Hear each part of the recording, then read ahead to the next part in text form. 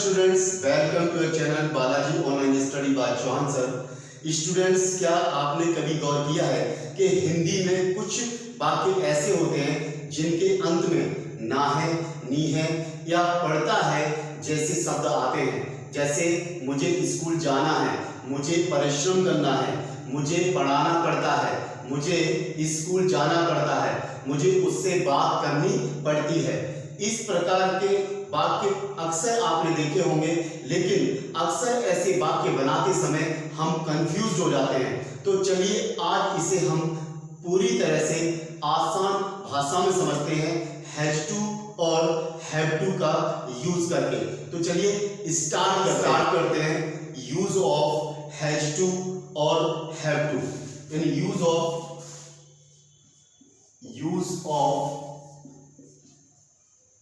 Has to या have to. ध्यान रखना है, यहां पर टू के बाद हमेशा वर्ब की फर्स्ट फॉर्म आती है।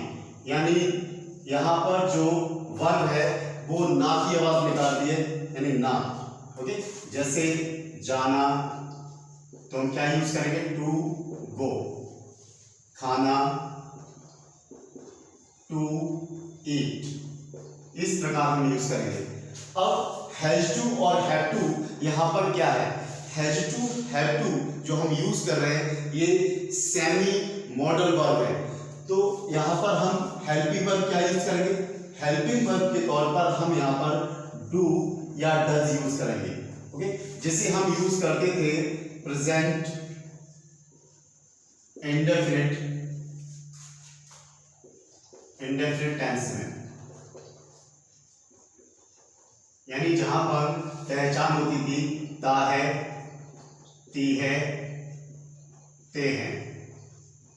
यानी यहां पर हम हेल्पिंग वर्ब के रूप में डू और डज का यूज करेंगे। ओके, तो देखिए नेक्स्ट हम देखते हैं यहां पर सब्जेक्ट और उसके साथ कौन सी हेल्पिंग वर्ब आने वाली है। सब्जेक्ट को हम तीन ग्रुप में रखते हैं, I, you, we, they and he, she, it and name. यानी आई के साथ हम क्या यूज करते थे, डू यूज करते थे। यू, वी, दे के साथ क्या यूज करते थे, do. And he, she, it, name के साथ हम डज का यूज करते थे। अब ये ध्यान रखना है, जहां पर डू और डज आएंगे वहां पर कभी भी हैज टू का यूज नहीं होगा। अगर डू और डज आएंगे तो हमेशा हैव टू का यूज होगा। यहां पर हमें क्या यूज करना है, सबके साथ हैव टू का यूज करना है। ओके, और ध्यान रखना है कि आई के साथ अगर ये नहीं आता है तो आई के साथ क्या आएगा, आई के साथ हैव टू का यूज होगा। यू, वी, दे के साथ हैव टू का यूज होगा। ही, सी, इट, नेम के साथ हैज टू का यूज होगा। लेकिन हैज टू का यूज तब होगा जब डज नहीं आएगा, और डज आएगा तो हैव टू का यूज होगा। क्योंकि हम जानते हैं प्रेजेंट इंडेफिनिट टेंस में जहां पर हम डज का यूज करते थे वहां पर हम वर्ब की फर्स्ट फॉर्म में कोई बदलाव नहीं करते थे। यानी हम वर्ब की फर्स्ट फॉर्म के साथ एस या यस नहीं लगाते थे।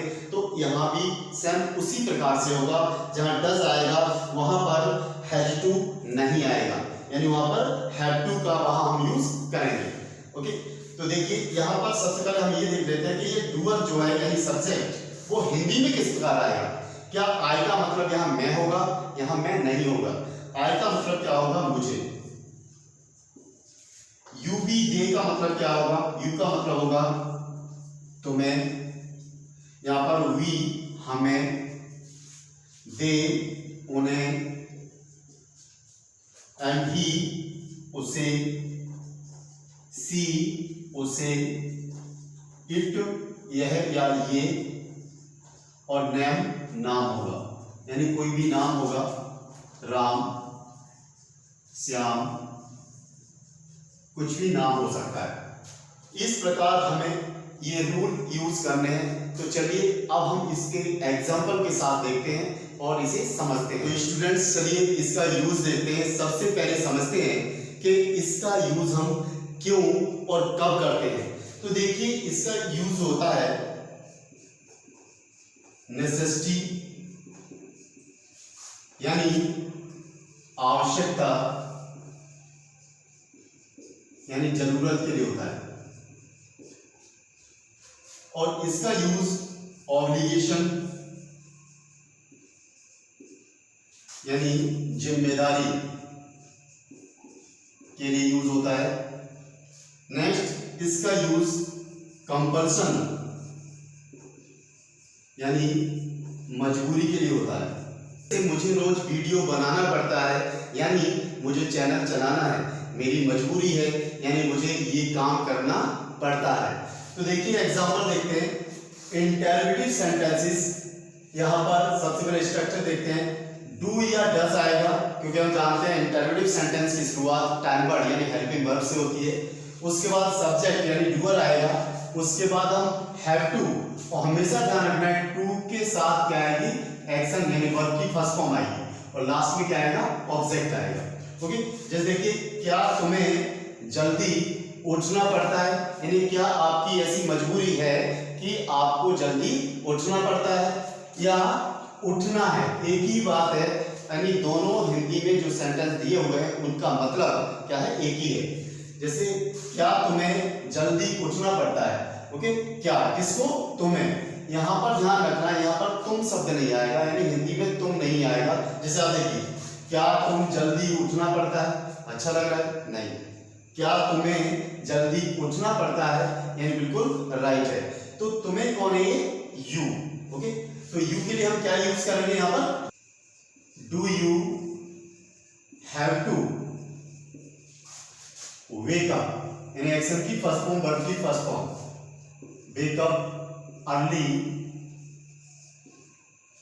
Do you have to wake up early, क्या उसे रोज पढ़ाई करनी है या पढ़ाई करनी पड़ती है, तो किसे, उसे। तो ये कौन होगा, डज ही या सी, हम कुछ भी यूज कर सकते हैं। Does he have to study कब, डेली, यानी रोज यानी डेली, एंड क्वेश्चन मार्क। यानी यहां पर देखिए डज आया है, हमने क्या यूज किया है, हैव टू, यानी वर्ब की फर्स्ट फॉर्म का यूज किया है। यानी डज आएगा तो हैज का यूज नहीं होगा, यानी हैव टू प्लस वर्ब की फर्स्ट फॉर्म का यूज होगा। जैसे देखिए, क्या उसे रोज पढ़ाई करनी है या करनी पड़ती है, क्या उसकी ऐसी मजबूरी है, ये क्या दिखा रहा है यहाँ, मजबूरी दिखा रहा है, और जिम्मेदारी भी दिखा रहा है, और ये क्या दिखा रहा है यहाँ पर, नेसेसिटी यानी आवश्यकता है, क्या उसे पढ़ाई करनी है या क्या उसे पढ़ाई करनी पड़ती है। नेक्स्ट देखिए affirmative sentences. Affirmative sentence, affirmative sentences यानी इन्हें पॉजिटिव सेंटेंस भी कहा जाता है। पॉजिटिव सेंटेंस यानी सकारात्मक वाक्य। तो देखिए सबसे पहले स्ट्रक्चर देखते हैं इसका। सबसे पहले क्या आएगा, सब्जेक्ट यानी डूअर, उसके बाद यहाँ पर हेल्पिंग वर्ब यानी हम क्या यूज करेंगे, डू या डज, लेकिन इसका यूज यहाँ पर नहीं होगा क्योंकि हम जानते हैं प्रेजेंट इंडेफिनिट टेंस में यानी अफर्मेटिव सेंटेंस में टाइम वर्ड यानी हेल्पिंग वर्ब का यूज नहीं होता है। तो हम क्या यूज करने वाले हैं यहाँ पर, हैज टू या हैव टू यूज होगा, प्लस वर्ब की फर्स्ट फॉर्म प्लस ऑब्जेक्ट, यानी ये अफर्मेटिव सेंटेंस है। तो ये एग्जांपल देखते हैं, जैसे मुझे स्कूल जाना है या जाना पड़ता है, यानी यहां पर ये क्या दिखा रहा है, मेरी मजबूरी दिखा रहा है कि मुझे स्कूल जाना है। तो मुझे कौन है, आई के साथ क्या यूज करेंगे, हैव, यानी टू प्लस वर्ब की फर्स्ट फॉर्म, क्या करना है, जाना है। आई हैव टू गो, का नाम है स्कूल जाना है, टू स्कूल, क्योंकि यहाँ पर ये क्या दिखा रहा है, मेरी मजबूरी दिखा रहा है कि मुझे स्कूल जाना है। ओके, जैसे देखिए उसे आज भोजन पकाना है या उसे आज भोजन पकाना पड़ता है। ओके, तो यहाँ क्या बनाएंगे, ही या सी, आप कुछ भी यूज कर सकते हैं, लेकिन इसका जो इसके साथ हम क्या यूज करेंगे, इसके साथ हम हैज टू का यूज करेंगे, क्योंकि यहाँ पर डू डज नहीं आएगा, ये अफर्मेटिव सेंटेंस है। ही सी हैज टू क्या करना है, पकाना है, to cook the food. Okay, कब, आज, इन टुडे। He या she has to cook the food today। यहाँ पर आपको ध्यान रखना है, ये to cook से क्या बन रहा है, ये पकाना बन रहा है। जैसे देखिए, तुम्हें उसे समझाना है, या तुम्हें उसे समझाना पड़ता है।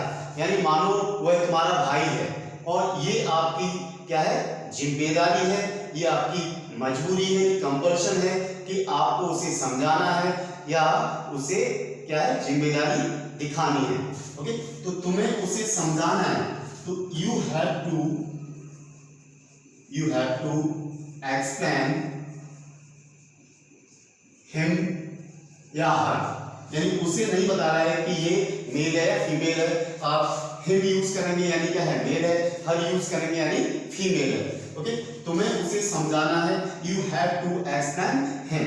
यानी इस प्रकार आप सेंटेंस बना सकते हैं, आप चाहे भी कर सकते हैं। देखिए यहाँ पर क्या आ गया, सब्जेक्ट आ गया, उसके बाद टाइम वर्ब का हमें यूज करना नहीं है। अब यहाँ पे यू आ रहा है तो हमें क्या यूज करना है, हैव टू का यूज करना है। हैव टू आ गया प्लस एक्शन यानी वर्ब की फर्स्ट फॉर्म आ गई, उसके बाद ये क्या आ गया, ऑब्जेक्ट आ गया। इस प्रकार आप सेंटेंस बना सकते हैं। नेक्स्ट हम बनाते हैं इसके नेगेटिव सेंटेंसेस, और हम जानते हैं कि नेगेटिव सेंटेंसेस में टाइम वर्ब यानी हेल्पिंग वर्ब का यूज होता है, क्योंकि टाइम वर्ब यानी हेल्पिंग वर्ब के बाद जस्ट बाद क्या आता है, नॉट आता है, तो वहां हम यूज करेंगे। लेकिन हमें एक बात जरूर ध्यान रखनी है कि जहां भी डू डज आएगा वहां पर हैज टू का यूज नहीं होगा, वहां पर हैव टू का हमें यूज करना है। तो चलिए अब इसके नेगेटिव सेंटेंसेस हम बनाते हैं। अब इसके हम नेगेटिव सेंटेंसेस बनाते हैं। देखिए नेगेटिव सेंटेंसेस यानी नकारात्मक वाक्य, यानी यहां हमें नॉट का यूज करना है। सब्जेक्ट से ही स्टार्ट होगा, सब्जेक्ट प्लस उसके बाद हम क्या लगाएंगे, हेल्पिंग वर्ब यानी डज या डू आएगा, प्लस नॉट, उसके बाद प्लस हैव टू का यूज करेंगे, प्लस वर्ब की first form, plus object and full stop. Okay, यहाँ पर हमें ध्यान रखना है कि डू डज आएगा, इसका मतलब है कि यहाँ पर हैज टू का यूज नहीं होगा, हैव टू का यूज होगा। और डू डज यानी हेल्पिंग वर्ब के बाद जस्ट बाद क्या लगाना है, नॉट लगाना है। जैसे मुझे उसके साथ नहीं जाना है,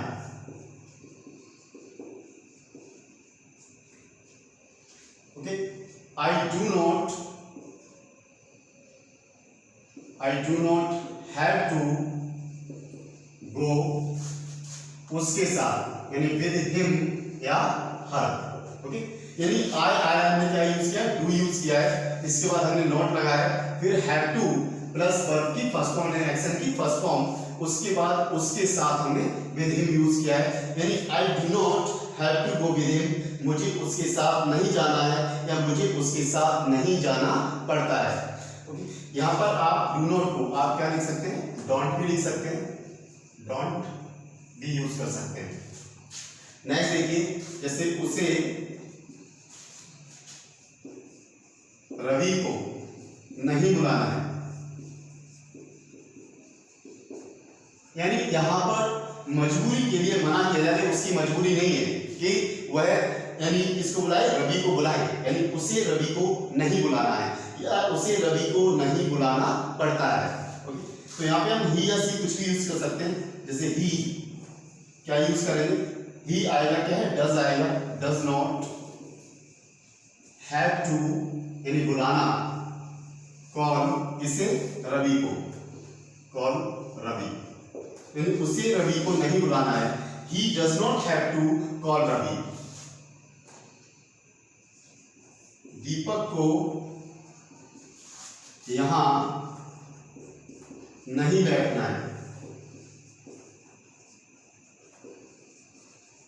या दीपक को यहाँ नहीं बैठना पड़ता है, यानी दीपक की यहाँ पर मजबूरी नहीं है। दीपक को यहाँ नहीं बैठना पड़ता है, किसको? दीपक को। Deepak does not have to sit here. Deepak does not have to sit here. आपको ध्यान रखना है ये बैठना टू सिट से बना हुआ है, यानी बैठना, सिट माने बैठना नहीं होता, क्या है? बैठो या बैठ जाओ। ओके, अगर आपको बैठना बनाना है तो टू प्लस वर्ब की फर्स्ट फॉर्म का यूज करना पड़ेगा। इसी प्रकार यहाँ पर ये जो वर्ब होता है वो ना की आवाज निकालता है। हम जानते हैं इन्फिनेटिव के बारे में कि इन्फिनेटिव में अगर आप किसी भी वर्ब के सामने आप टू लगा देते हैं तो वो वर्ब ना की आवाज निकालता है। इस प्रकार आप नेगेटिव सेंटेंस बना सकते हैं। अब हम बनाते हैं किसके? Interrogative negative sentence. उसमें क्या करना है आपको? उसमें जस्ट आपको यानी डू डज को कहाँ लेना है? आगे लेना है। उसके बाद आपको क्या यूज करना है? सब्जेक्ट यूज करना है, और सब्जेक्ट के बाद आपको नॉट का यूज करना है। आप चाहें तो नॉट को आप यानी डू डज के बाद भी यूज कर सकते हैं। तो चलिए अब स्टार्ट करते हैं इंटरोगेटिव नेगेटिव सेंटेंस। नेक्स्ट देखिए इंटरोगेटिव नेगेटिव सेंटेंसेस, यानी यहाँ पर ये टाइमर है, हैप्पी वर्ड से स्टार्ट होगा, उसके बाद सब्जेक्ट आएगा, उसके बाद नॉट, फिर आप हैव टू का यूज करेंगे, फिर वर्ब की फर्स्ट फॉर्म यानी लास्ट में ऑब्जेक्ट आएगा यानी क्वेश्चन मार्क। आपको यहाँ ध्यान रखना है कि यहाँ पर देखिए क्या आ रहा है? डू डज आ रहा है, तो हमें क्या यूज करना है? हैव टू का ही यूज करना है। ओके, नेक्स्ट देखिए एग्जांपल देखते हैं। क्या तुम्हें फीस नहीं देनी है? नहीं देनी है, यानी क्या आ रहा है और क्या है? नहीं, यानी इंटरोगेटिव नेगेटिव सेंटेंस है ये। ओके, किसे? तुम्हें। डू यू नॉट, यानी आपको सब्जेक्ट के बाद क्या यूज करना है? नॉट यूज करना है। Do you not have to pay, यानी अदा करना the fees. Do you not have to pay the fees, यानी क्या आपकी ऐसी मजबूरी नहीं है कि आपको फीस देनी है? ओके, क्या तुम्हें फीस नहीं देनी है, या क्या तुम्हें फीस नहीं देनी पड़ती है?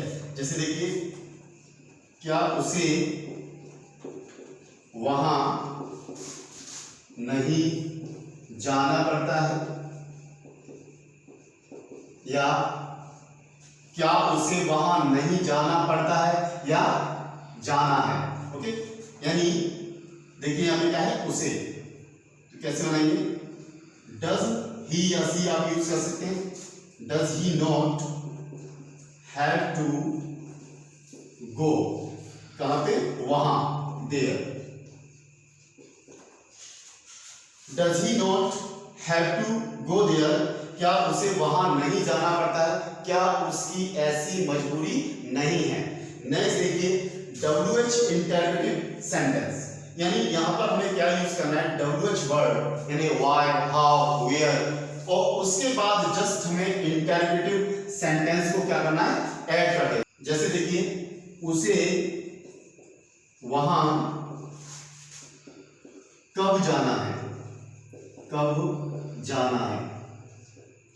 ओके, देखिए उसे वहां कब जाना है, यानी कब। When, किसे? उसे। When does he have to go there? When does he have to go there? देखिए यहाँ पे does का यूज हुआ है, यानी have to आएगा, have to प्लस वर्ब की फर्स्ट फॉर्म आएगी, यानी ये WH फैमिली का इंटरोगेटिव सेंटेंस है, यानी कब, यानी when आ गया, does he have to go there, यानी उसे वहां कब जाना है, यानी उसकी ऐसी मजबूरी कब है कि उसे वहां जाना है। इस प्रकार आप WH इंटरोगेटिव के सेंटेंस बना सकते हैं। यानी यहाँ पर देखिए आप डज ही हैव टू, यहां से यहां तक ये इंटरोगेटिव सेंटेंस है। Does he have to go there, okay, क्या उसे वहां जाना है। अब यहाँ पे क्या है? कब, कब आ गया, यानी उसे वहां कब जाना है। इस प्रकार आप WH फैमिली के सेंटेंसेस बना सकते हैं। नेक्स्ट वन देखते हैं WH फैमिली के इंटरोगेटिव नेगेटिव सेंटेंस। देखिए WH इंटरोगेटिव नेगेटिव सेंटेंस, यानी यहाँ पर आपको ध्यान रखना है कि WH प्लस इंटरोगेटिव नेगेटिव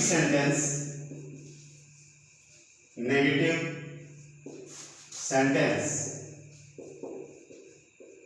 यहां पर आपको ये WH फैमिली का वर्ड यानी WH यानी क्वेश्चन वर्ड यूज करना है। उसके बाद आपको इंटरोगेटिव नेगेटिव सेंटेंस ऐड कर देना है।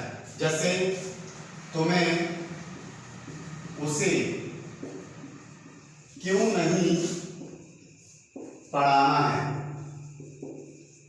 यानी ऐसी क्या मजबूरी है कि तुम्हें उसे नहीं पढ़ाना है।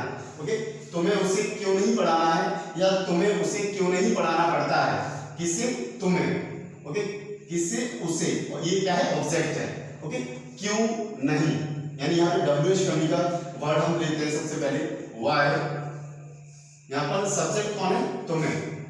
तो हम क्या यूज करेंगे? यहाँ पे डू का यूज करेंगे। Why do you not have to teach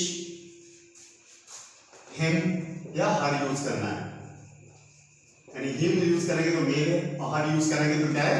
female है।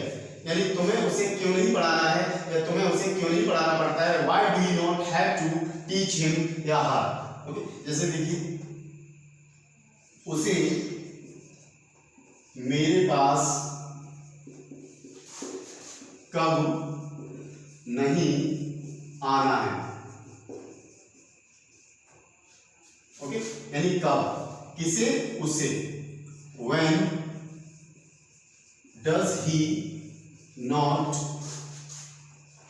have to come किसके पास? मेरे पास।